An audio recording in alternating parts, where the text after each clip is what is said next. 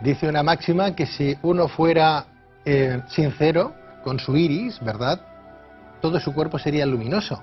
Así al menos es lo que nos viene a degustar, a proponer Gustavo Pau en su último libro, Iridología, libro que vamos a recomendar en el día de hoy a todos nuestros navegantes, como es este. Esta es la portada del libro, Iridología, los ojos reflejos de tu salud. Ya lo decía el maestro, como bien lo dice Gustavo Pau en su libro. El iris, si somos sinceros, todo tu cuerpo se llenará de esplendor y de luminosidad. Gustavo, muy buenas noches. Buenas noches. Bienvenido. Exactamente, cuando hablamos de iridología, ¿de qué estamos hablando? Estamos hablando de la observación del iris y también del ojo en realidad. No solamente del iris, porque hay señales que aparecen un poco más lejanas que el propio iris, ¿no? Estamos hablando de una parte muy pequeña del cuerpo que en realidad posee mucha información que nosotros después podemos utilizar fundamentalmente para, por lo menos es como lo hacemos, para orientar recomendaciones desde un punto de vista de la salud. Entiendo. Gustavo, ¿desde cuándo se trabaja con el iris? ¿Desde los romanos, los griegos ya miraban los ojos de las personas, de sus...? Me imagino que sí. Lo que pasa es que textos que hablen claramente del fenómeno, yo diría que hasta el siglo XIII, que es una de las personas que menciono en el libro, que es Hildegard, que es una santa alemana.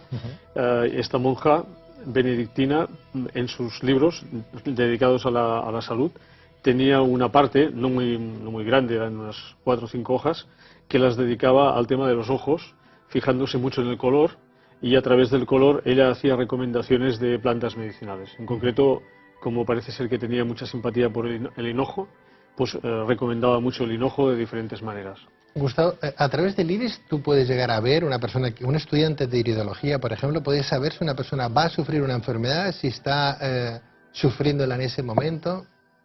Digamos que las dos cosas son posibles. Las dos cosas. Las dos cosas.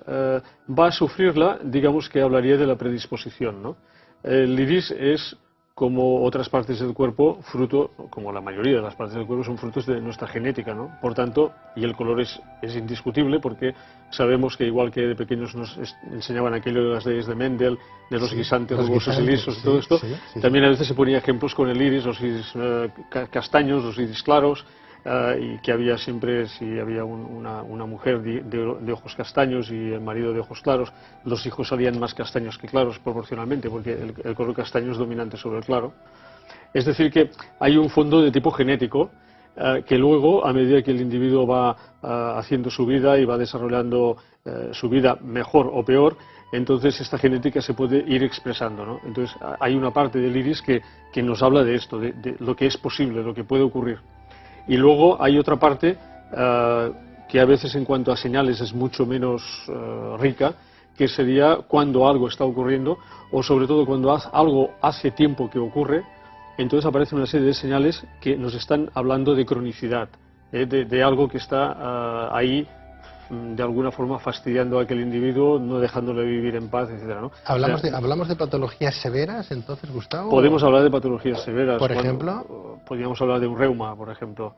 Un reuma tipo artritis reumatoidea es una patología severa.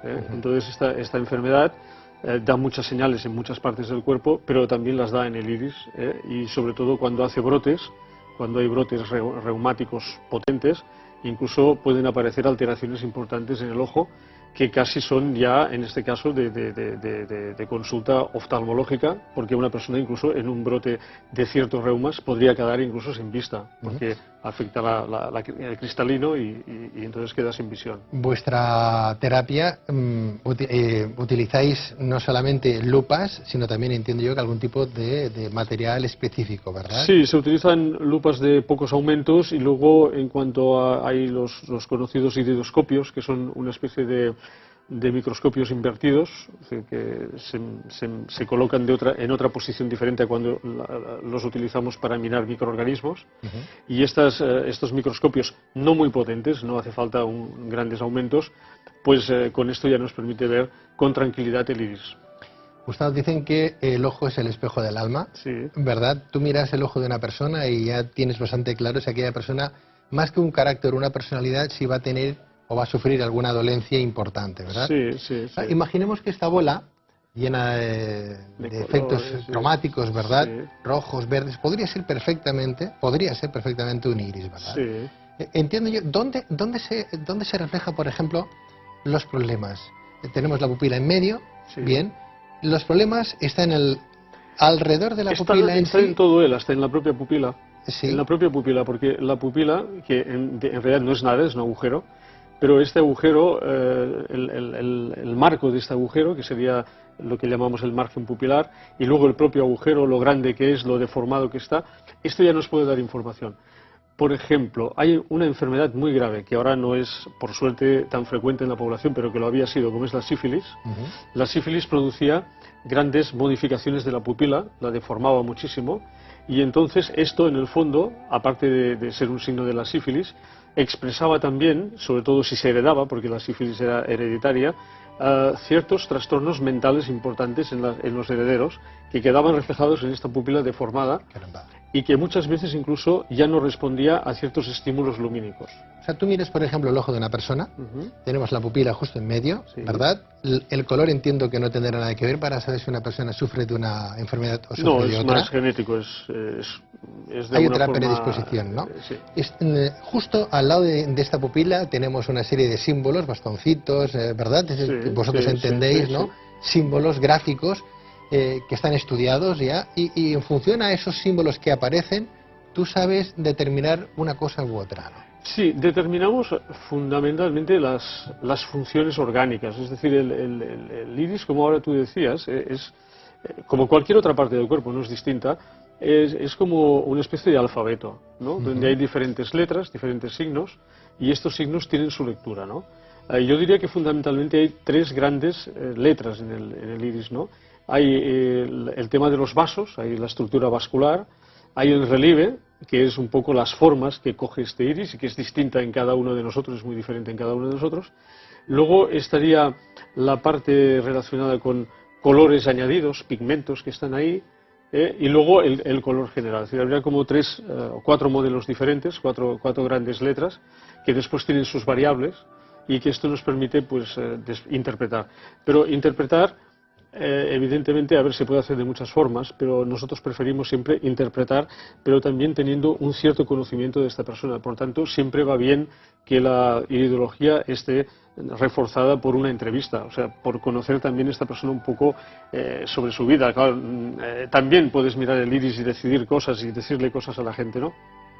Pero siempre si tienes una información que se suma a esta otra que está claro, tal, entonces realmente para complementar, esto ¿no? funciona mucho Gustavo, mejor. exactamente la ciencia médica, ¿qué dice? ¿Cómo considera la hidrología? ¿Una terapia alternativa? No la considera. No la considera. No la considera, y es una pena porque, al igual que otras cuestiones, ¿no? Fíjate la cosa, una multinacional, leí en La Vanguardia hace bastante tiempo, años, 10 años o así, había ideado un modelo para identificar iris, porque lo quería utilizar como una alternativa al carnet de identidad, al DNI, a las huellas dactilares, porque en realidad es cierto que todos los iris son diferentes, no hay uno igual. Lo vemos en las películas de ciencia ficción, exactamente, ¿no? Entonces, una multinacional lo intentó y la medicina les es igual, ¿no? Les parece que no tiene mucho interés, y es una pena. De hecho, ya irá cambiando. Cuando la gran pantalla, sí, Gustavo, nos dan aquellos efectos de mira, aquellos científicos que tienen que mirar por aquellos aparatos concretos para saber si la persona es la que dice ser, es porque no hay dos ojos iguales, por consiguiente es como una huella dactilar. Es como una huella dactilar. Gustavo Pau, un experto en iridología, los ojos reflejos de tu salud, ahí tenemos el libro, el manual que hoy les vamos a ofrecer a todos ustedes para que puedan conocer bien sus propios ojos y los ojos de sus familiares. Gustavo, muchísimas gracias. Gracias a vosotros. Un placer y hasta cuando tú quieras. Gracias. Gracias. Buenas noches. Buenas noches.